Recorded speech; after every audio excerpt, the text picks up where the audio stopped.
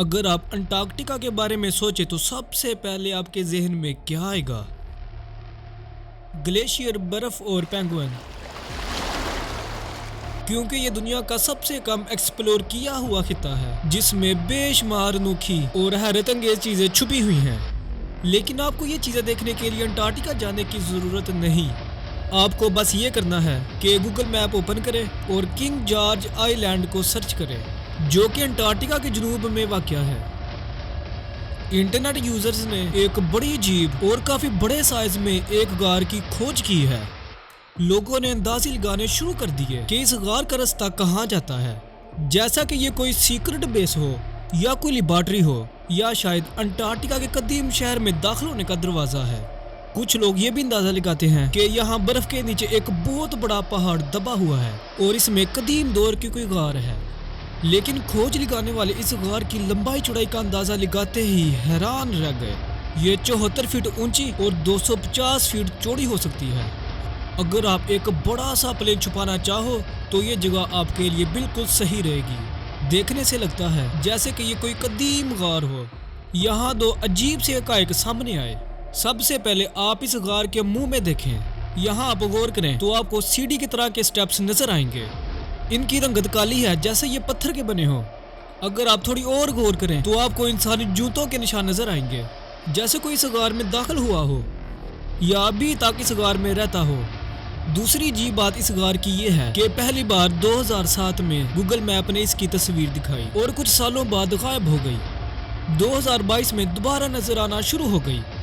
हो सकता है कि बर्फ पिघली हो और एक बर्फ की तह इसके आगे गिर गई हो और फिर तेज हवा चलने से ये बर्फ पीछे हट गई हो। लेकिन गार के दाखिली हिस्से में मौजूद सीढ़ी जैसे स्टेप्स जो गार के अंदर तक जाते हैं, इस गार के कदीम होने के बारे में कई सवाल खड़े कर देते हैं। अंटार्कटिका के बारे में एक और अजीब बात सामने आई है। 2020 में गूगल मैप में एक अजीब सी चीज को देखा गया था, जो कि देखने में एक बहुत बड़ा बैरी जहाज लग रहा था। ये अंटार्कटिका के साहिली समुद्र से 100 मील दूर था। ये बहरी जहाज बर्फ से पूरी तरह ढका हुआ था। देखने में तो ये एक क्रूज शिप की तरह लगता है। आप इसकी खिड़कियां, डेक और इसके ब्रिज को आसानी से देख सकते हैं। लेकिन सब लोगों ने इस बात से इत्तेफाक नहीं किया। कुछ का कहना है कि ये एक स्पेसशिप है, जबकि कुछ लोग इसे एक खुफिया बिल्डिंग समझते हैं। गूगल यूजर्स इन्होंने इसकी लंबाई 400 फीट तक बताई। ये एक पैसेंजर वेसल का परफेक्ट साइज है। लेकिन सवाल ये है कि ये शिप यहाँ इस बड़े बर्फ के पहाड़ के दरमियान इतनी दूर से कैसे आई? उसका कैप्टन कौन था?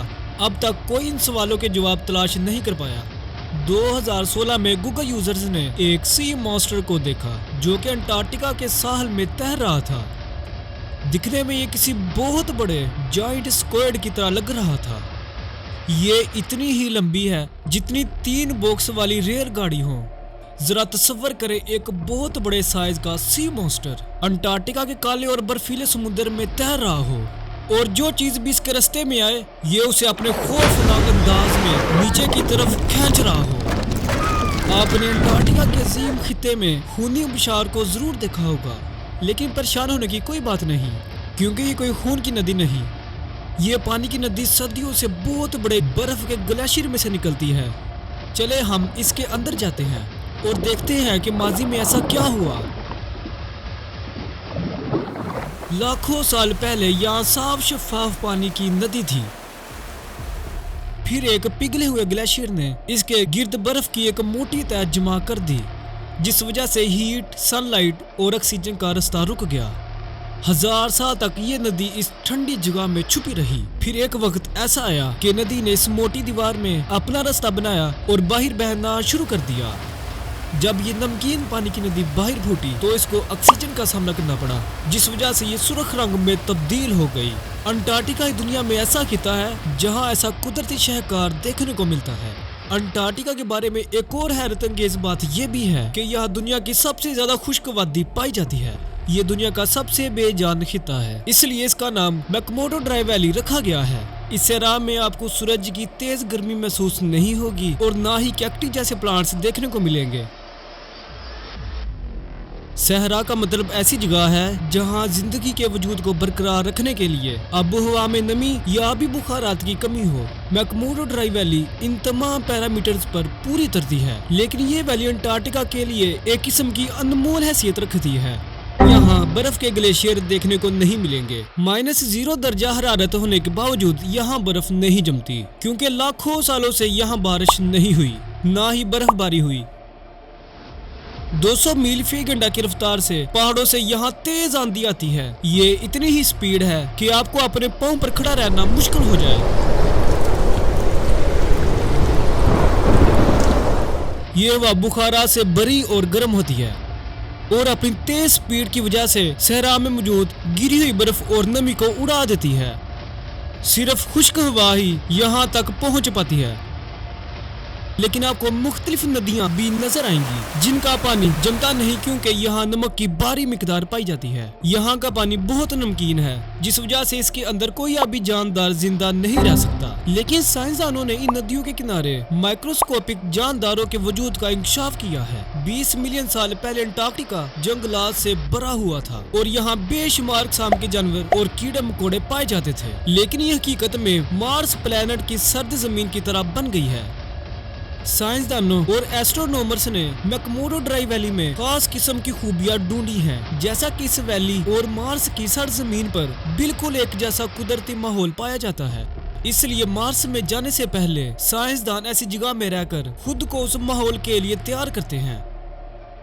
साइंसदानों ने अंटार्कटिका के जेर जमीन पानी की दुनिया दरियाफ्त की है, जहां सैकड़ों के हिसाब से एम्फीपोड्स, क्रस्टेशियन एनिमल्स बसते हैं। ये बिल्कुल वैसे और केकड़ों जैसे होते हैं।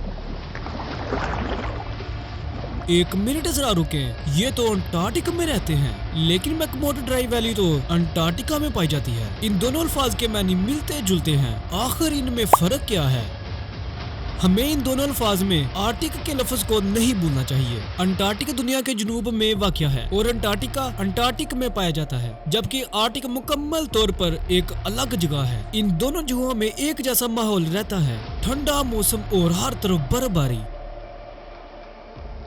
लेकिन ये दोनों एरियाज जमीन के मुख्तलिफ हिस्सों में पाए जाते हैं। आर्टिक नॉर्थ पोल की सरजमीन है, जबकि अंटार्कटिका साउथ पोल में वाक़या है। अब वापस पॉइंट पर आते हैं। साइंसदानों ने दरियाफ्त किया है कि अंटार्कटिका में वसी पैमाने पर ताज़ा पानी की नदियां और दरिया मौजूद हैं। 2022 में इन्होंने यहाँ एक नया इकोसिस्टम तलाश किया। रिसर्चर्स ने यहाँ पर बर्फ के बड़े बड़े तालाब को खोज निकाला और इनके अंदर मौजूद 2 दरियाओं को भी। ये इंतहाई बड़े साइज के बर्फ के ब्लॉक्स हैं जो समुद्र की सतह पर तैर रहे होते हैं। यहाँ न्यूजीलैंड से एक स्पेशल टीम अपने साथ खास किस्म की ड्रिलिंग रिग, जो इनको खुदाई करने के लिए गर्म पानी मुहैया करती थी। इन्होंने 1640 फीट गहरा बर्फ में सुराख किया। ये इतनी ही लंबाई है कि इसमें एम्पायर स्टेट बिल्डिंग आसानी से आ जाए और फिर भी जगह बचे। फिर इन्होंने कैमरा भेजा और इनकी हैरत की इंतहा न रही, क्योंकि इन्होंने यहाँ सैकड़ों नहीं बल्कि हजारों की तादाद में क्रस्टेशियन को इधर उधर बोले बड़कों की तरह अंटार्कटिका के पानी में तैरते हुए देखा। यहाँ आपको और भी बहुत सारे चौंका देने वाले जानवर मिलेंगे, जैसा कि सी स्पाइडर, क्योंकि इसकी शक्ल बिल्कुल जमीन पर रहने वाली मकड़ी की तरह है, इसलिए इसे समुद्री मकड़ी कहा जाता है। ये मकड़ी जमीनी मकड़ी से साइज में काफी बड़ी होती है। इसकी 8 मजबूत टांगे हैं। ये बिल्कुल उतना ही साइज है जितना कि एक डिनर प्लेट का हो। इनमें से कुछ की आंखें नहीं होती और इनके जबड़ों की बजाय लंबी नाक होती है। सी स्पाइडर्स के बारे में बहुत कम रिसर्च की गई है, क्योंकि ये अंटार्कटिका के गहरे और ठंडे पानी में पाई जाती है। अंटार्कटिका में बहुत से छोटे छोटे ऐसे जानवर भी पाए जाते हैं जो अभी तक किसी ने नहीं खोजे। ग्लेशियर्स में बहुत गहरी सुरंगें बनी हुई हैं जो देखने में अंधेरी और खौफनाक लगती हैं। अगर आप अंधेरी और खौफनाक जगह को एक्सप्लोर करना चाहो तो ये ग्लेशियर्स की सुरंगें आपको वेलकम कहती हैं।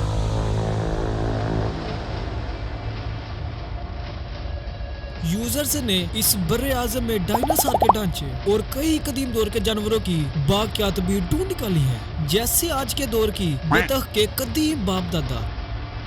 यहाँ के जेर जमीन दरिया और नदियाँ अपने अंदर बहुत से पुरस्कार जानवरों को छिपाए हुए हैं। यहाँ तक के यहाँ की बर्फ भी अजीब हो सकती है। जरा इन नुकीले बर्फ के ब्लॉक्स को देखें जो नुकीले और काले रंग के हैं। बर्फ की रंगत का दारोमदार इस बात पर है कि पानी किस हालत में जमा। मिसाल के तौर पर ग्रीन लाइंस फंगस की वजह से बनती हैं और नीला रंग तब बनता है जब बर्फ बड़ी तेजी से जमी हो।